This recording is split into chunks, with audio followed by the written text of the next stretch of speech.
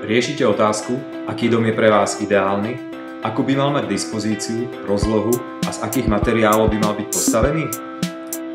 A hlavne, komu zveriť realizáciu vášho vysneného perfektného domu na kľúč? Ako sa zorientovať v ponukách od rôznych firiem? Poradíme vám tak, aby ste sa nestali obeťami svojich rozhodnutí, ale aby ste z nich mali radosť a hlavne, aby ste mali radosť z nového bývania.